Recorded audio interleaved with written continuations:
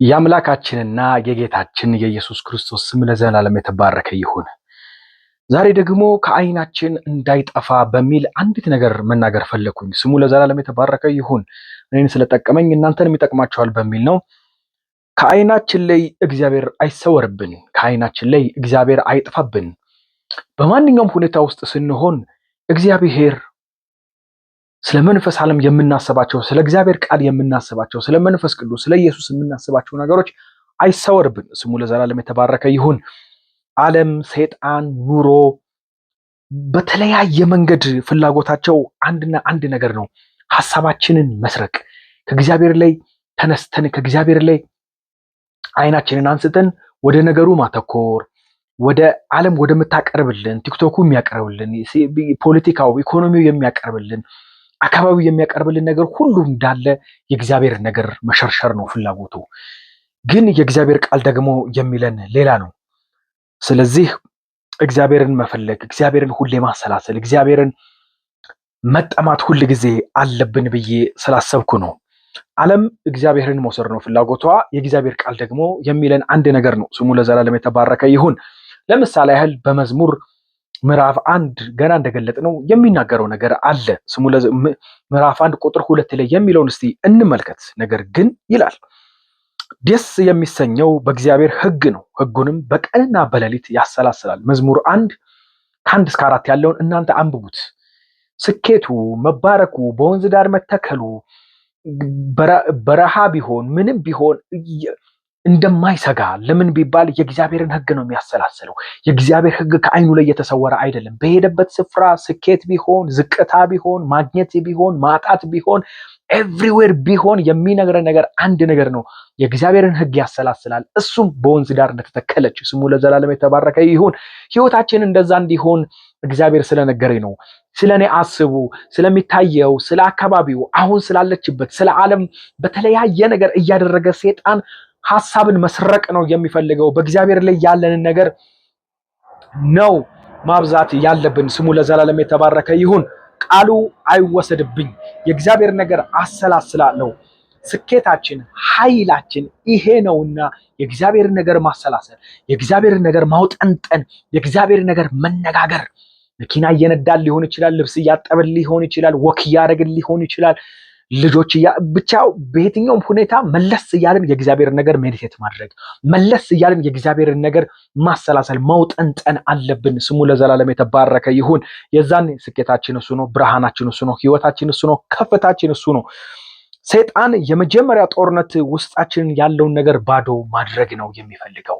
እግዚአብሔር ይሞላናል፣ ቃሉን ይሞላናል፣ በመንፈሱ ይሞላናል። ሰይጣን ደግሞ የተሞላነውን ነገር መውሰድ፣ የተሞላነውን ነገር መስረቅ ነው የሚፈልገው። ቅድም እንዳልኳችሁ በተለያየ ነገር ሐሳብ ይልክብናል። ሐሳብ በቃ ብዙዎቻችን በሐሳብ የተጨነቅንን የሆነ ስትረስ በቃ በማይረባው በምኑ ተጨናንቀን አይምሯችን ማሰብ የሌለበትን ነገር በማሰብ ቢዚ ሆነናል። ነገር ግን እግዚአብሔር የሚለው ምንድነው? ሕጌን አስቡ፣ ቃሌን አጠንጥኑ ነው የሚለው። ስሙ ለዘላለም የተባረከ ይሁን።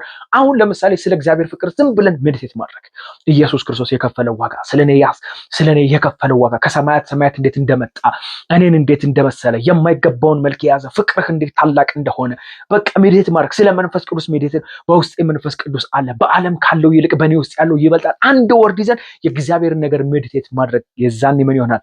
ማሸነፍ እንጀምራለን፣ መቋቋም እንጀምራለን። ከነገሩ ሳናስበው መውጣት እንችላለን። ሰይጣን ደግሞ ፍላጎቱ ምንድነው? ውስጣችን የገባውን የእግዚአብሔር ነገር ማውጣት፣ መውሰድ፣ መስረቅ ነው የሚፈልገው። እግዚአብሔር ይህንን ትምህርት እያሰብኩኝ አንድ ምሳሌ ሰጠኝ። መሳሪያ፣ ሽጉጥ ለምሳሌ ክላሾች ምናምኖች አሉ። እነሱ መሳሪያዎች አሉ፣ ግን ያለ ቀለሃ ሲሆኑ እስቲ አስቧቸው። ቀለሃ የላቸውም፣ የሚተኮስ ነገር የላቸውም፣ ግን ማስፈራራት ብቻ ናቸው። ውስጣቸው ጥይት የለም። የሆነ አደጋ ቢመጣብን አውጥተን ልንተኩስልን ውስጡ ጥይት የለም፣ አቅም የለም። በቃ እንደዚህ ነው የሚያደርገን። በስም ጴንጤንን፣ በስም ኢየሱስን እናውቃለን። ኢየሱስ ማለት አጋንንትን ያሸነፈ ነው። አጋንንት ላይነሳ፣ አጋንንት ላይ ከሰል ለአንዴና ለመጨረሻ ብትንትኑን ያወጣ ነው። ግን ሰይጣን ደግሞ ምን ያደርጋል? ውስጣችንን ያለውን ነገር ይወስድና መሳሪያ የሌለው ቀለሃ የሌለው መሳሪያ ያደርገናል። ባዶ አቅም የሌለው ኃይል የሌለው ሊተኩስ ሲል ምንም ነገር ከሌለው ማንም አይፈራውም ማለት ነው። ግን ሲታይ መሳሪያ ነው፣ ያስፈራል። ሲታይ ግን ውስጡ ባዶ ነው። እንደዛ ነው አጋንንት ሊያደርገን የሚፈልገው።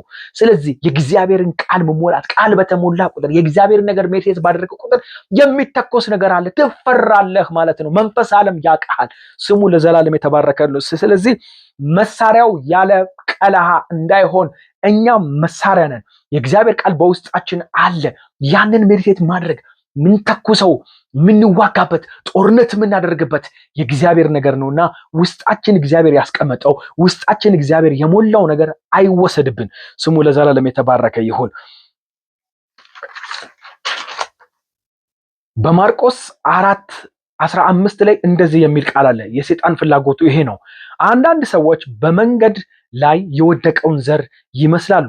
ቃሉን በሚሰሙበት ጊዜ ሰይጣን ወዲያውኑ መጥቶ በውስጣቸው የተዘራውን ዘር ይወስዳል። በቃ እንደዚህ ነው። በቃ የሰይጣን ሐሳብ መጥቶ እንዲህ ከውስጣችን ፍልቅቅ አረጋር ለምን በቃ የሆነ ነገር በማስጨነቅ በተለያየ ነገር የቤት ስራ በመስጠት የሱን የቤት ስራ ስንሰራለት የእግዚአብሔርን ቃል ይወስድብናል። የእግዚአብሔር ቃል ግን ማሸነፊያችን ነበር። የእግዚአብሔር ቃል ግን ኃይላችን ነበር። ስለዚህ በተለያየ ነገር በማስጨነቅ በተለያየ ነገር ሜዲቴት የእግዚአብሔርን ነገር ሳይሆን በዙሪያ ያለንን ነገር በቃ እንድናስብ በማድረግ ውስጣችን የተዘራውን ዘር ይወስድብናል። ስለዚህ እግዚአብሔር የሚነግረን ነገር ምንድነው? እግዚአብሔር የተከለው እግዚአብሔር በውስጣችን ያስቀመጠው ቃል ቅዱስ ቃሉ ስናነብ የሚገባን ቃል አምልኮ ሊሆን ይችላል። ዋሬቨር ምንም ነገር አናስወስድ። ሰይጣን መውሰድ ነው ፍላጎቱ፣ እኛ ደግሞ አታስወስዱ ነው የሚለን የእግዚአብሔር ቃል። በመጨረሻም ሌጀንድ የሆነ ጥቅስ ነው። ኤፌሶን 3:16 ላይ እንደዚህ የሚል ቃል አለ። በውስጥ ሰውነታችሁ እንድትጠነክሩ። ሃሌሉያ! በውስጥ መጠንከር አለ። የእግዚአብሔር ነገር በማሰብ ቃሉን ሜዲቴት በማድረግ ከመንፈስ ቅዱስ ጋር ጊዜ በማሳለፍ ምን ይላል? በውስጥ ሰውነታችሁ እንድትጠነክሩ በክብሩ ባለጠግነት በመንፈሱ በኩል ኃይል እንዲሰጣችሁ እጸልያለሁ። በቃ ከጸለይን ቀን ውስጣችን እንዲጠነክር አጋንንትን፣ ዓለምን፣ ጨለማን መቋቋም እንድንችል መጸለይ። ስሙ ለዘላለም የተባረከ ይሁን። ውስጣችን የገባ ቃል አለ።